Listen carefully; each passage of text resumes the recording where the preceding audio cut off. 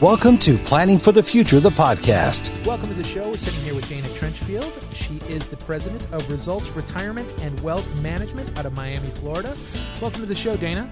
Thank you. Thank you for having me on today. So it is a little bit of a weird time out in the world right now. Let's talk about some normalcy and how people can help plan as we get through what's going on in the world today. So when it comes to long-term care planning, is there ever a best time to start? Well, in an ideal world, the best time to start would be in your early 30s, early 40s. But, that doesn't typically happen. So usually we'll have clients come to us in their 50s, late 50s, early 60s, and when they realize, they see their parents or they see a family member going through some issues with long-term care planning needs, and that's when it hits home for them that they need to have a plan in place for themselves. So, we'll say even if you haven't planned ahead, which, most people haven't, which is fine, that, it's never really too late, but you definitely want to make sure you have some plan of action in place. The trend is now you look at the different generations. So like millennials and Zoomers, the Zoomers right now would be like anyone from the 15s to the 25-year-olds. Mm-hmm. You find that a lot of those people, those kids, I guess today are really into the investing. Mm-hmm. It's crazy. I see that a lot with, my kids and my kids' friends, that they're very much into the investing and looking at how they can make their money work for them. And a lot of that is because they don't really want to work that hard later on. They want to be able to take that money and make it work for them now. And if they start earlier, the more money they're going to have later to work for them, right? Absolutely. And plus with the access they have with all the tools and the technology, it's literally right at their fingertips right now. So it makes it easier for them to start putting a plan in place and to start testing out some different investing models. So, the millennials and the Zoomers definitely have a leg up on, what you and I had when we were coming up at that age. Oh, yeah. And it's changed so much, too. This is not long-term care planning is not the same as, for you and I and for our parents. It was more like car insurance for them. It was either you either used it or you lost it.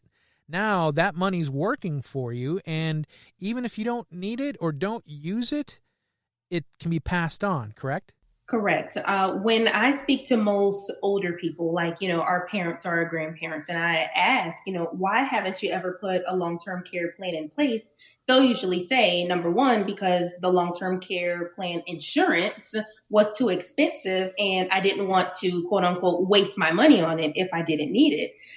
However, it's not like that at all anymore. There are so many resources out there that don't involve insurance, that involve putting your own money to work for you, accessing some tax-free money that's available through different government programs, and also just making your money work for you in ways you never thought of. So you are able to actually get a benefit on using your money. And if you don't need it for long-term care, then you could possibly be able to pass it on to your heirs in a higher amount and tax-free. So, there's just so many developments that have been made, because what I've seen is that the different state programs and the government programs are putting these programs in place to encourage people to plan for long-term care. So they're giving you more options to do it. Right. Yeah. It is so different. When I first started learning more about the long-term care, it was like, wow, this is not anything that I was thinking. This is not what Alex Trebek has been telling me all these years in late night television. We keep saying is make that money work for you. I've heard of it being taking $1 and making that do the work of $4. Correct. And that's what we're seeing now in the options available for long-term care. And when I'm working with clients, we like to put them through a plan to say, what's the purpose of your money? You've done well, you've worked for X number of years, you've saved for retirement, but what is the purpose of the retirement money that you've saved? And make sure, based on what the purpose is, that the money is matching that purpose. Is this money to pay for your expenses? Okay, great. Do you have a guarantee in place to make sure that this money will pay for your expenses? Is this your emergency money? Okay, great. Do you have a way to access this money to make sure that it's available for you when you need it for an emergency? And then a lot of clients forget about that long-term care bucket that they should have in place. All right, so is this money for your long-term care? Great. Let's make sure that when you need this money for long-term care, this $100,000 or whatever it is will be worth $400,000 for you when you need it for long-term care. And let's make sure that you have planned for, do you want your care in a nursing home? Do you want your care at home? Where do you want your care? And how can we make that happen for you? So, that's what long-term care planning is about, to make sure that it's there for you when you need it, that you don't have to devastate other areas of your financial plan to make up for your lack of planning for long-term care. By doing that planning, now you have other options like being able to pick where you want to go. If it's like, say, if it's for extended care, and down in, Southern Florida, some of the greatest extended care and, places in the world are in Florida.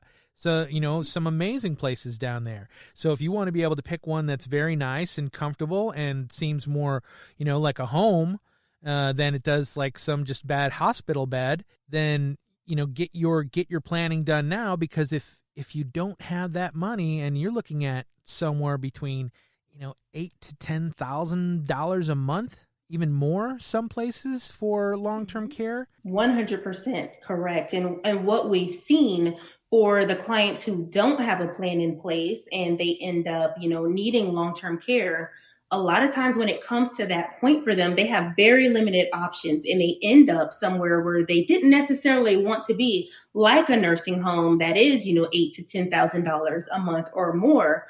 But, when you plan ahead and you're able to talk about, with your financial advisor and with your family about, if the need arises, where do you want to receive your long-term care?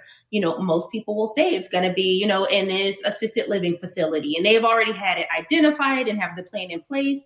Or most people will say, I want my care at home. I want to be able to bring a nurse in if I need to, and then we can put a plan like that in place for you. But when you plan ahead, you give yourself options and you're able to, be comfortable with where you're receiving your care. Yeah. And when you say people want to have their care at home, sometimes you'll run into people and they'll say, well, my daughter's going to take care of me, or my son and his wife are going to take care of me. Well, what they don't really think about is how much that costs your son or daughter in the long run as well. It might be them having to be able to not work as much to help take care of you, taking time off to take you to the doctors, just as far as maybe even modifying living spaces for you to be there. All those different things. I mean, I've read stats that it can cost the person that is doing the long-term care for their loved one $100,000 a year in what it would take, is, like I said, for, time off, lost wages, any remodeling or anything they might need to do in their home.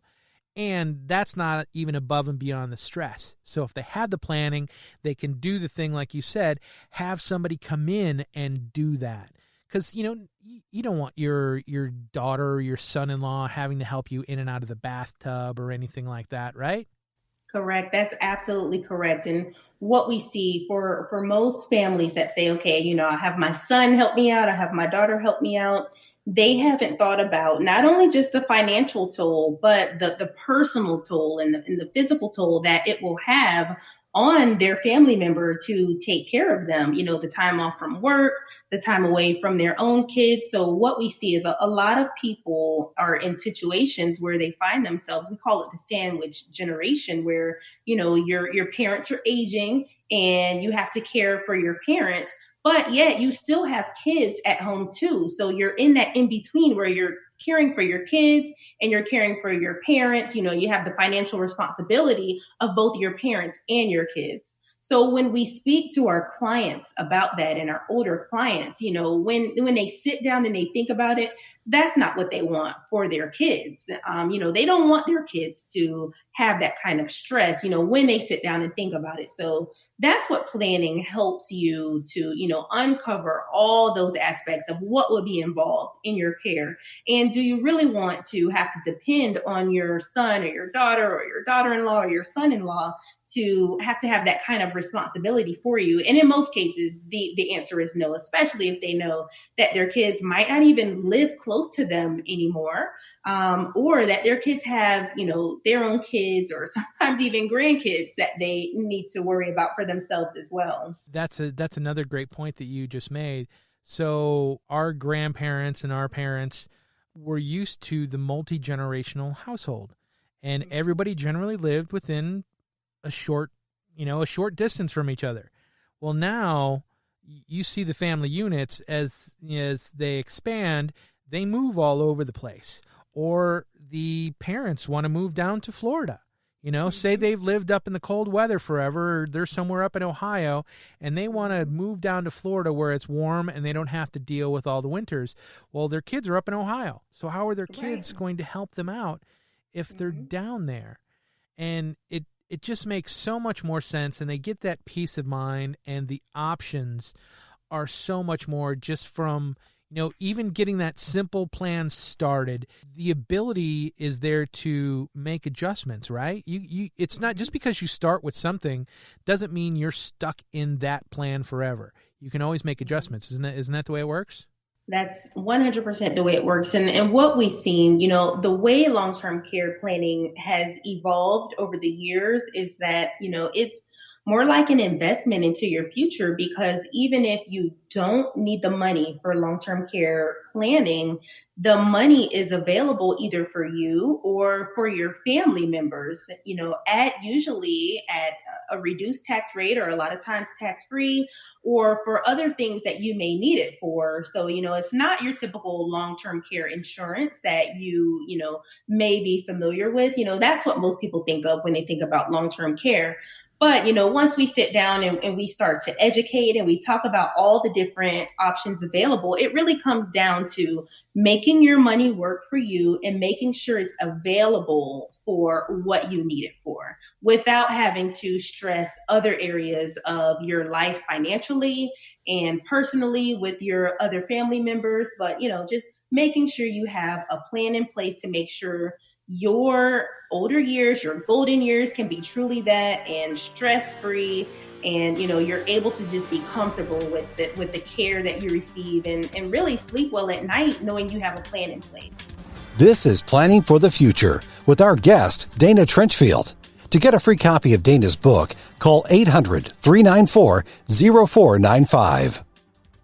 So when someone is thinking about getting their long-term planning started, they come into you. What's the first step? So the first step we do is really just talk about, what their goals are, what long-term care would look like for them, where they would want to be, what kind of needs they think they would have, what kind of family history they have, how old do people in your family usually live to be, and have you planned to live that long? And, if you're living beyond that, do you have a plan in place? So we really just talk through different scenarios. If this happens, where would you want to be? If this happens, where would you want to be? And we make sure that the long-term care plan that we put in place can cover them. What if you put the plan in place and you never end up using it? Well, that's even a bonus for you, because then you get to leave that money for your kids, a lot of times tax-free. So people like that, they feel like, their money will still be working from them, even in a better way than where they have it now. Because sometimes, we do meet clients who do have a plan in place and they have some money set aside. But when we tell them we can make this money work even harder for you and get you where you want to be, and just make sure it's available at a multiple for you if you end up needing it, they feel like it's a win-win for them because they feel like they've done their job. They've put the plan in place, they put their money to work, they feel confident, they feel secure. And plus, ultimately, they feel like they're not going to be a burden on their family members, which for a lot of people, that's the last thing they want. Yeah, that's huge. Sometimes you see things nowadays, it's even different, that the parents are always like, well, I want to make sure that I have money set aside for my kids and my grandkids and things like that.